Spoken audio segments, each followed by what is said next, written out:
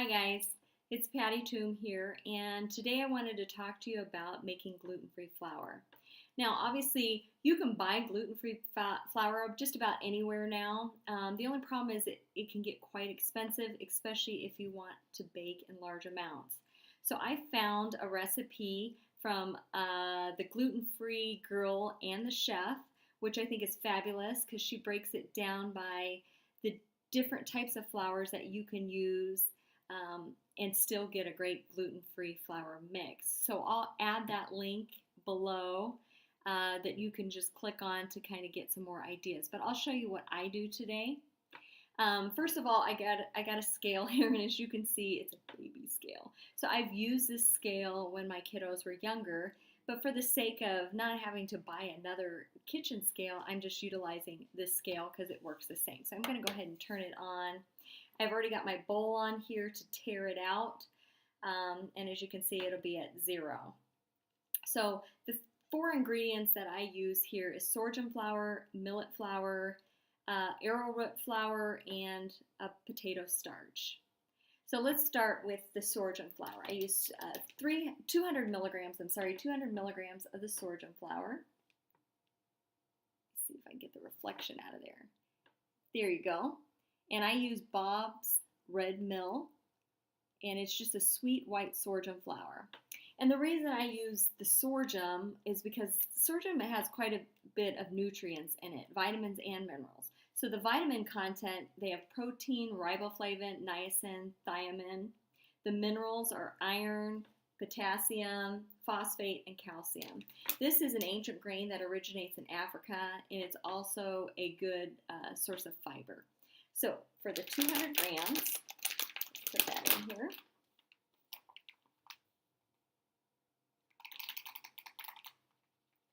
Let's see here. All right, we're up to about 174. Okay, so 214, and that's fine. I'm a little bit over. It's not going to make a huge difference.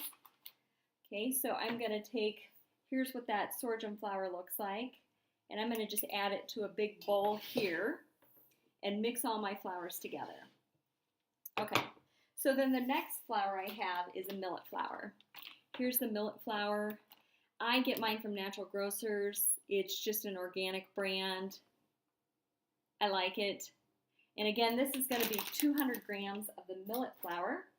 Let me open this up. Now, millet flour also has a lot of nutrients in it, which I love. So, hold on one second, let me concentrate here. Okay, there's 200. That was quick, almost on the dot there. Okay, 200 milligrams. Again, this is what the millet looks like. Nice. Now, millet flour originates from East Asia. It's been around for over 10,000 years. It's also a flour that's been used in biblical times. So there's a lot of nutrients packed in the millet. So for the vitamins, there's thiamine, riboflavin, niacin, vitamin B6, and folate. Now for the mineral content, there's magnesium, phosphate, zinc, copper, and manganese. The controversy comes with millet and the thyroid. So too much millet, some of the studies show that it can affect your thyroid. So if you have thyroid issues, I would suggest using a different type of flour, like say brown rice flour, in place of the millet. And you can just do the 200 grams. Otherwise, here's the millet. That's what we use.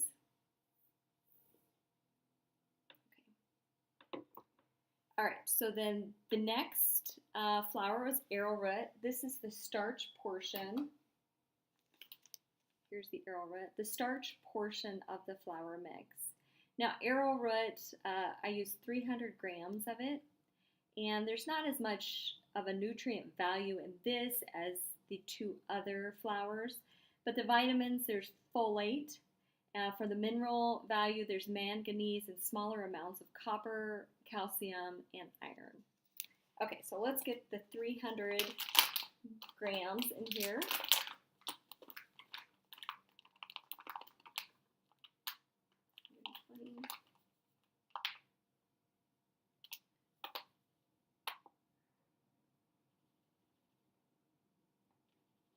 Getting closer. That's the entire bag. Oh, there you go, 300. Okay, and you can see that this is a very starch type of flour, starchy flour. It is actually a root, like the name states it is, an arrowroot. Okay, then lastly I use a potato starch, which is right here. Again, I just grabbed this from Natural Grocers. This is also 300 grams as well. I'm not going to go over the nutrient value of potato starch simply because everybody's familiar with potatoes. So again, 300 grams.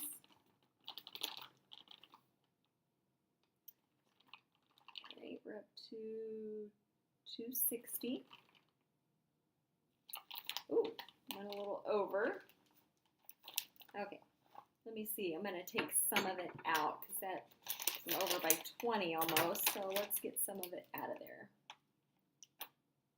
Okay, 298. We'll go with it.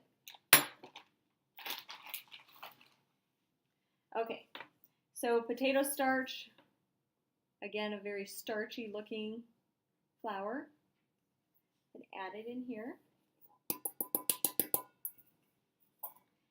Okay, so I'm going to move this over. I'm going to go ahead and mix all the flours together. As you can see, some of it here.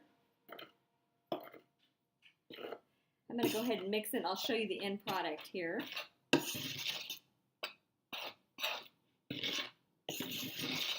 Turns out to be a really nice flour, and I've got lots of it, which is a good thing. And you can store this in the refrigerator. I just buy a glass jar and then put it in there, store it, lasts me quite a while, depending on what I'm baking. So I bake like things like muffins, blueberry muffins especially, cookies. I have used this flour to as a coating for like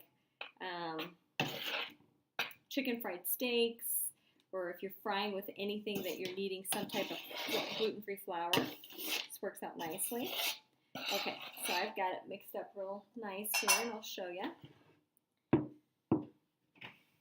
Now, this does not have the xanthan gum in it, and the xanthan gum is the rising agent in a gluten-free flour. You'll always need that in order to get your flour to rise. So this you will have to add, and on the xanthan gum there's instructions there that tell you how much you need to add. So basically that is it for the gluten-free flour mix that I use.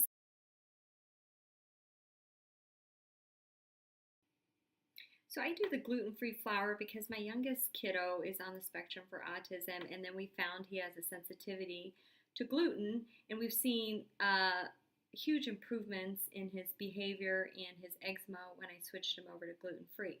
So when I started researching more, I found out how much nutrient value is in this flour in comparison to the white flour, so I switched everybody over. I mean, occasionally we'll separate, we'll eat something that has white flour in it, but then Jared will get a substitute that includes gluten-free.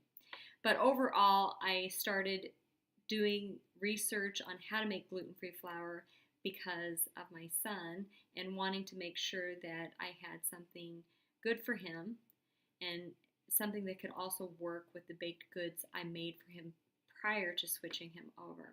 So far it's been good. I like this blend. I don't buy very many pre-made blends in the store.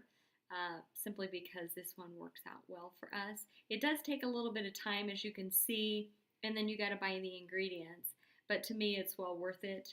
Again, I mean, if it's just for you or your family's smaller, go ahead and buy it and just try and see how it tastes. But I like the texture of this and how it looks and how it bakes with cookies. So hopefully I'll make some videos for you in the future so you can see the different recipes I do utilize with gluten-free flour. Okay, well, thank you for joining me, and I hope this helps you out and is beneficial. I also will put the recipe that I utilize today in the description box below. Thanks for joining me.